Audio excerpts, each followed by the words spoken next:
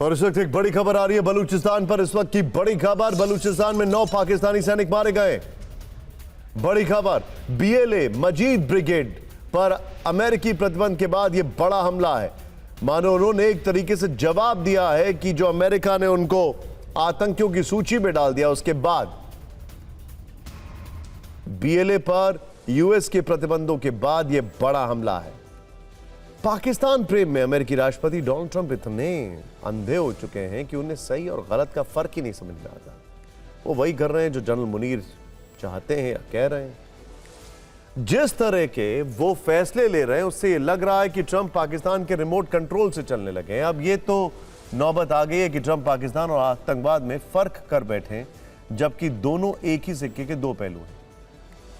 पाकिस्तान को आतंकवाद भड़काने की सजा देने के बजाय ट्रंप ने पाकिस्तान के जुल्म के खिलाफ खड़े संगठनों को ही आतंकी ग्रुप घोषित कर दिया। यह अमेरिका के विदेश विभाग का वो दस्तावेज है जिसमें बलोच लिबरेशन आर्मी और मजीद ब्रिगेड को फॉरेन टेररिस्ट ऑर्गेनाइजेशन घोषित किया गया है। अमेरिका के विदेश मंत्री मार्को रूबियो ने अपने बयान में लिखा है कि बीएलए ने 2024 में कराची एयरपोर्ट के पास और ग्वादर एयरपोर्ट अथॉरिटी कॉम्प्लेक्स में आत्मघाती हमलों की जिम्मेदारी ली थी। मार्च 2025 में जाफर एक्सप्रेस ट्रेन को हाईजैक करने की भी जिम्मेदारी ली थी, जिसमें 31 नागरिक और सुरक्षाकर्मी मारे गए थे। 300 से अधिक यात्रियों को बंधक बनाया गया था। मार्को रूबियो का कहना है कि 2019 से बीएलए और माजिद ब्रिगेड हमलों की जिम्मेदारी ले रहा है। अमेरिका ने यह निर्णय उस दिन लिया जिस दिन बलूच की आजादी के समर्थक लंदन में अपना स्वतंत्रता दिवस मना रहे थे। उसी दिन बलूचिस्तान की आजादी के लिए लड़ने वाले 2 संगठनों को आतंकी संगठन घोषित कर दिया गया। बड़ा सवाल यह है कि पाकिस्तान की आर्मी के कई सबूत हमने दिए हैं कि वो भारत में आतंकी गतिविधियों में रिस्पॉन्सिबल है। क्यों ट्रंप पाकिस्तान आर्मी को आतंकी संगठन घोषित नहीं करते हैं? फर्क बताइए, क्योंकि पाकिस्तान आर्मी वहां से हथियार खरीदती है, बीएलए नहीं। ट्रंप के इस डिसीजन का बलूचिस्तान समर्थक विरोध जता रहे हैं। सोशल मीडिया पर अमेरिका से सवाल पूछा जा रहा है। बलूचिस्तान के एक्टिविस्ट मीर यार बलोच ने कहा है कि बलोच आतंकवादी नहीं है, बल्कि वो 78 साल से पाकिस्तान के जुल्म का शिकार हो रहे हैं।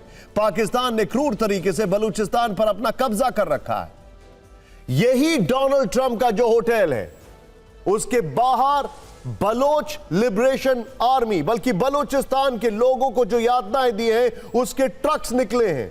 मैंने अपनी आंखों से खुद देखे हैं अमेरिका में।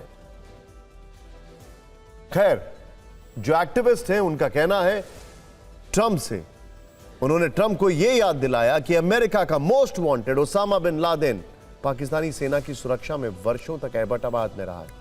आईएसआई की शय पर पाकिस्तानी आतंकियों ने डेथ टू अमेरिका के नारे लगाए हैं, तो फिर बलोच कार्यकर्ता आतंकवादी कैसे हो गए? इस मुद्दे पर ऑनलाइन मुहिम भी शुरू हो गई है। सोशल मीडिया पर पोलिंग चल रही है। सवाल यह कि आखिर असली आतंकवादी कौन है, पाकिस्तान या बीएलए? यहां फैसले की टाइमिंग पर भी ध्यान देना जरूरी है। यह फैसला ऐसे वक्त में लिया गया है जब जनरल मुनीर दूसरी बार अमेरिका के दौरे पर गए थे। पाकिस्तान के लिए यह खबर मन की मुराद पूरे होने जैसी है। पाकिस्तान के विदेश मंत्रालय ने बयान जारी करके बीएलए और मजीद ब्रिगेड को आतंकी संगठन घोषित करने के अमेरिका के फैसले का स्वागत किया। यानी बलूचिस्तान में जो जुल्म के खिलाफ लड़ रहे हैं, कुर्बानी दे रहे हैं, वो अमेरिका की नजर में आतंकी हो गए हैं। और जो उनकी आजादी को बूटों तले रौंद रहा है, वो अत्याचारी पाकिस्तान अमेरिका का मित्र हो गया।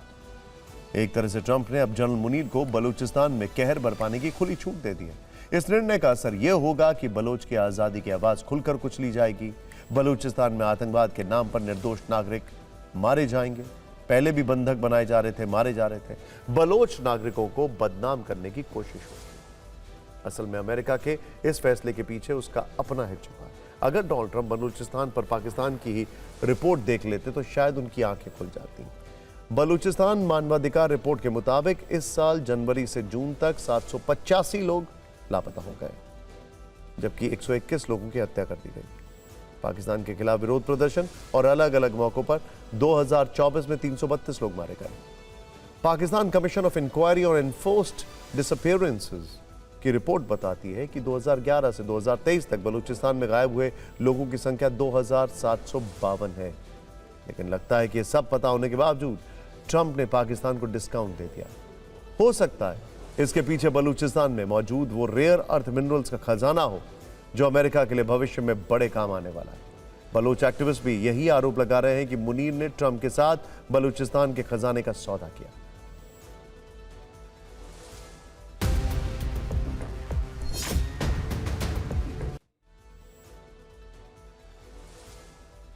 आपको याद होगा पिछले हफ्ते बलूचिस्तान में इंटरनेट बंद कर दिया गया, धारा 144 भी लगा दी गई थी। तो क्या अमेरिका के इस फैसले की स्क्रिप्ट पहले से लिखी जा रही है? वैसे मुनीर को यह पता होना चाहिए कि जिस बलूचिस्तान को पाकिस्तान अपना हिस्सा मानता, असल में पाकिस्तान के जनक रहे। जिन्ना खुद उसकी स्वतंत्रता के समर्थक थे।